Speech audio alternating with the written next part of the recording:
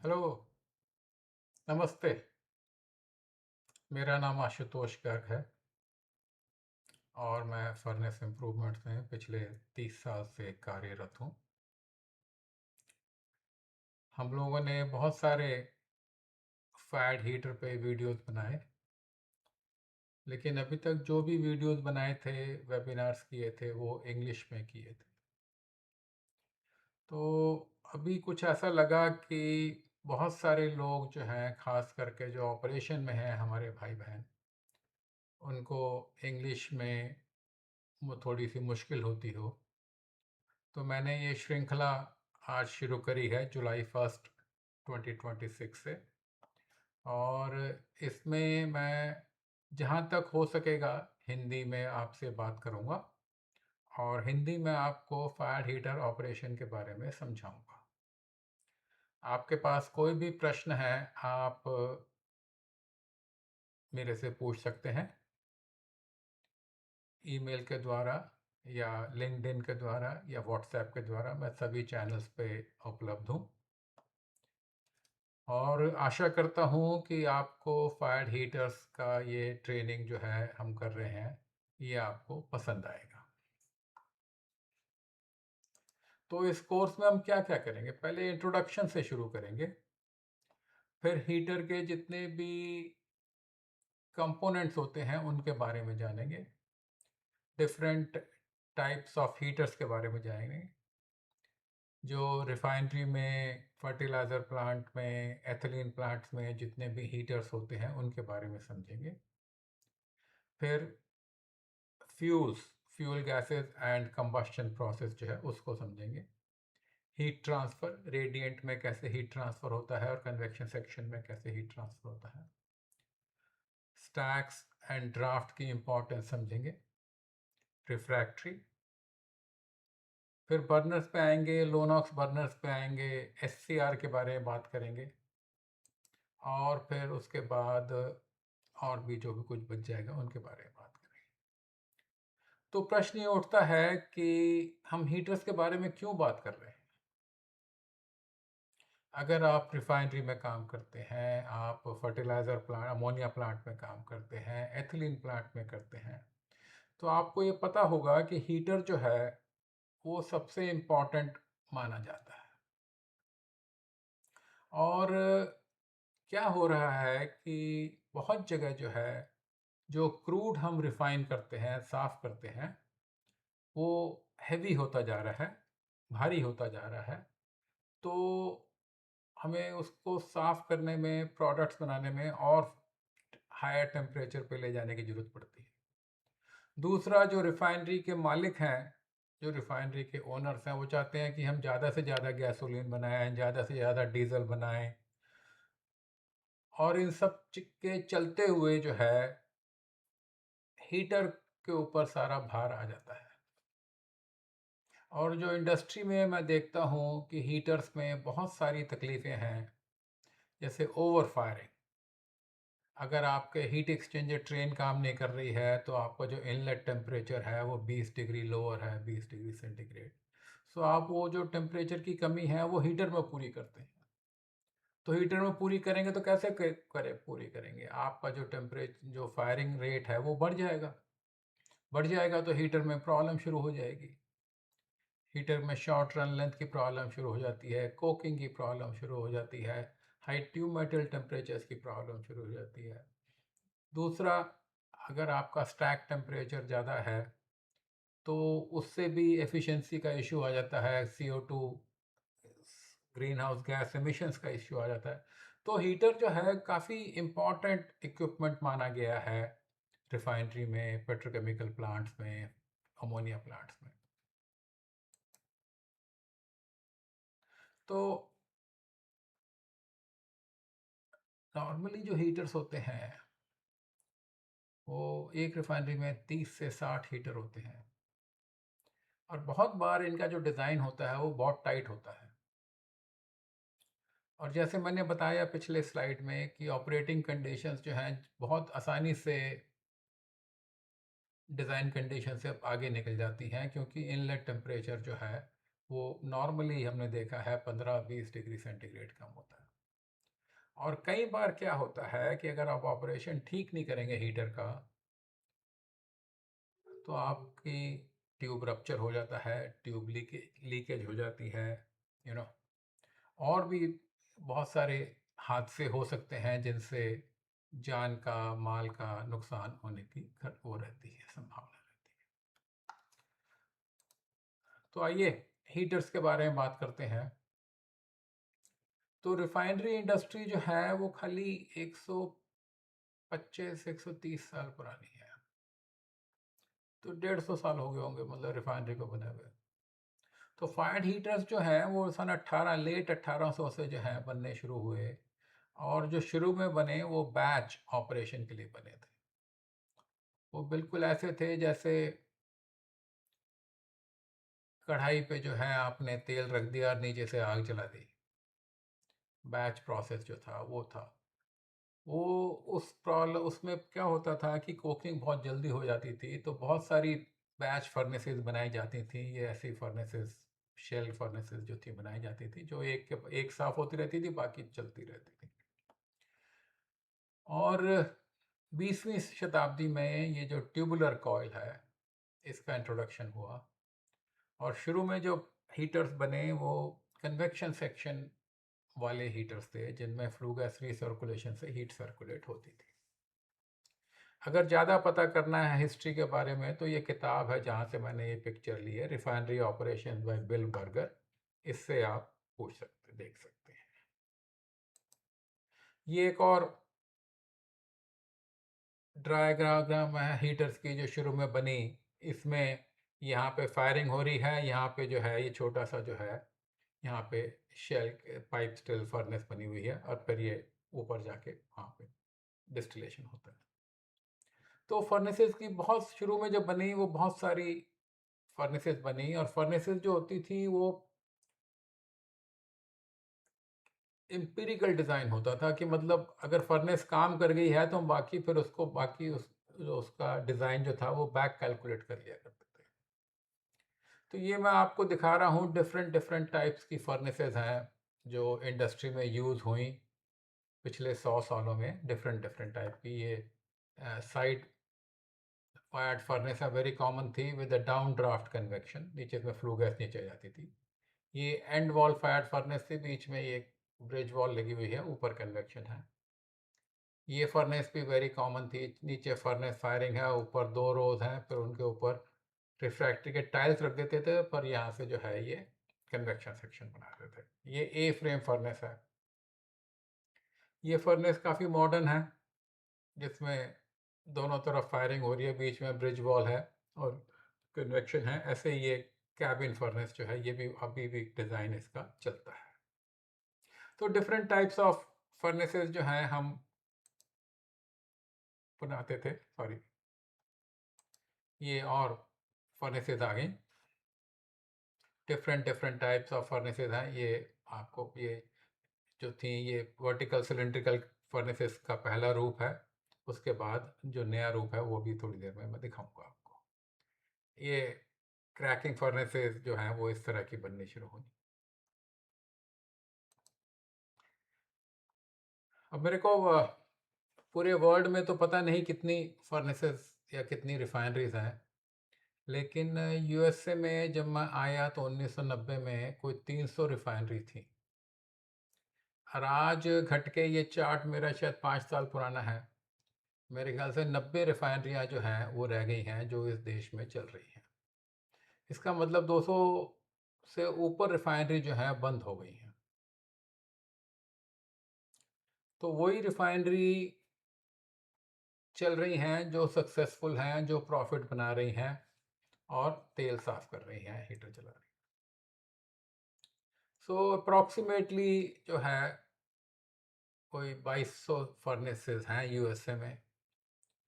Almost 90% furnace जो हैं वो नेचुरल ड्राफ्ट है, और बहुत कम फर्नेसेस हैं जिनमें एयर हीटर लगा हुआ है। ये सिचुएशन इंडिया के मुकाबले बिल्कुल उल्टी है। इंडिया में ऑलमोस्ट 80% फर्नेसेस में एयर हीटर लगा हुआ है, बिकॉज फ्यूल कॉस्ट वहाँ पे जो है यूएसए के मुकाबले 3 से 4 गुनी होती है। और natural draft heater about 72 million BTUs और 21 megawatt average size. Force draft heater थोड़ा बड़ा हो जाता है, 32 मेगावाट का जो है वो फोर्स ड्राफ्ट हीटर होता है। केमिकल इंडस्ट्री में फर्नेसेस थोड़ी फ़र्क हैं। कोई 1400 फर्नेसेस, ये मेरी फिगर थोड़ी पुरानी है, लेकिन 1400 फर्नेसेस हैं, अब शायद 1500 से 1600 हो गई होंगी। इनमें से आधी जो है वो पैरालिसिस हीटर्स हैं, क्रैकिंग फर्नेसेस, ईथेन क्रैकिंग या नैप्था क्रैकिंग फर्नेसेस, और 1/4 जो है वो स्टीम हाइड्रोकार्बन रिफॉर्मर्स हैं। कुछ पिछले भी 15-20 साल से जो साइज ऑफ फर्नेसेस है वो बढ़ता जा रहा है, और बड़े से बड़ी फर्नेस जो है वो बन रही है आजकल। सो फर्नेस का मेन काम क्या है? फर्नेस हम कहाँ लगाते हैं? फर्नेस अगर आप प्रोसेस इंजीनियर से बात करेंगे तो कभी लगाने की बात नहीं करेगा। वो कहेगा फर्नेस इज अ प्रॉब्लम, मैं तो हीट एक्सचेंजर से काम चला लूंगा। तो जहाँ पे हीट एक्सचेंजर नहीं लग सकता वहाँ पे हमें फर्नेस लगानी पड़ती है। तो जहाँ पे हाई टेम्परेचर हीट ट्रांसफ़र की हमको ज़रूरत पड़ती है वहाँ पे हम फर्नेस लगाते हैं। और दो चीज़ें हमें समझनी हैं। एक तो फर्नेस में you are in direct contact with the fire. आप जब भी पीप होल खोलते हैं आप फायर के सामने, बर्नर फ्लेम के सामने आ जाते हैं। और दूसरा हीट कर रहा है, गर्म कर रहे हैं। चाहे भी कोई पेट्रोल हो, चाहे गैसोलीन हो, चाहे क्रूड हो, चाहे डीजल हो, उसको हम गर्म कर रहे हैं और हीट ट्रांसफ़र कर रहे हैं। वो भी जो है हमारा काम है जो हम इस फर्नेस में कर रहे हैं। सो अगर हीटर का डिस्क्रिप्शन बोलें तो क्या है? वेरी लार्ज हीट एक्सचेंजर, बहुत बड़ा हीट एक्सचेंजर है, जिसमें जो एनर्जी दे रहे हैं हम, एनर्जी आ रही है वो फ्यूल गैस को या फ्यूल ऑयल को जलाने से आ रही है, उससे आती है। और ये जो इसमें हीट ट्रांसफ़र होता है, ऊर्जा का जो ट्रांसफ़र होता है वो रेडिएशन से होता है ज़्यादातर। तो radiation can be there almost 60% 70% in refinery heaters and about 50% in high temperature heaters. बहुत सारी वेरिएशंस हैं फर्नेसेस की। सिंगल फायर्ड, एक जो जिस वहाँ पे ट्यूब एक तरफ से हीट हो रही है। डबल फायर्ड जिसके ट्यूब के दोनों तरफ बर्नर्स हैं। कुछ top and bottom supported tubes हैं, कुछ कईयों पे हॉरिजॉन्टल ट्यूब्स हैं, कुछ में वर्टिकल ट्यूब्स हैं। इन सब की बातें करेंगे आप अभी जो है, यू नो हम इसकी बात करेंगे। लेकिन आगे चलते हैं और हम टेम्परेचर्स को देखते हैं कि टेम्परेचर्स कितने आते हैं फर्नेस में। तो अगर मैं फर्नेस में फ्लेम टेम्परेचर की बात करूं तो flame temperature can be anywhere between 3000 to 3200 degree F और 1615 टू 1800 डिग्री सेंटीग्रेड। और जो flue gas temperature radiant section से निकलती है कन्वेक्शन सेक्शन में जाने के लिए, वो 1400 से 1600 डिग्री होती है ज़्यादातर एफ, और 760 टू 900 डिग्री सेंटीग्रेड। जो टेम्परेचर फ्लू गैस का कन्वेक्शन सेक्शन छोड़ के जा रहा है वो could be 600 to 800 degree F या 316 से 425 degree centigrade. Temperature of flue gas leaving air preheater ये मैंने आपके लिए छोड़ दिया है। आप मेरे को बताइए कि आपके एयर प्रीहीटर से कितना टेम्परेचर फ्लू गैस का स्टैक में जा रहा है, अगर आपके यहाँ एयर प्रीहीटर लगा हुआ है तो अब हीटिंग की बात करते हैं, क्योंकि फायर्ड हीटर में हम फ्लूइड को हीट कर रहे हैं। और हीटिंग जो है दो तरह की है। एक सिंपल हीटिंग है जिसमें जो फ्लूइड आ रहा है, जो पदार्थ आ रहा है वो लिक्विड आ रहा है और लिक्विड बाहर जा रहा है हीटर से।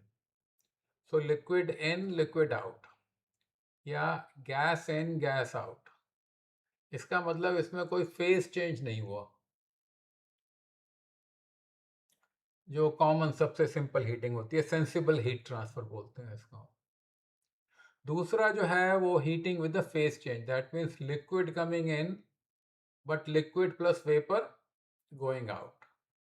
और ये रिफाइनरी में बहुत कॉमन है, जितने भी री बॉयलर्स होते हैं, जितने भी क्रूड वैक्यूम चार्ज हीटर्स होते हैं, उसमें आप देखेंगे कि liquid is coming in but liquid plus vapour is going out. इसमें मैंने फ्रैक्शनेटर फीड डाल दिया है, री बॉयलर्स डाल दिए हैं, क्रूड हीटर्स डाल दिए हैं, बहुत सारे हीटर्स जो हैं इस कैटेगरी में आ जाते हैं। सो और कहाँ का हीटर यूज़ होता है? तो किसी भी प्रोसेस स्ट्रीम का अगर हमें टेम्परेचर बढ़ाना है तो हम इसमें हीटर को यूज़ कर सकते हैं।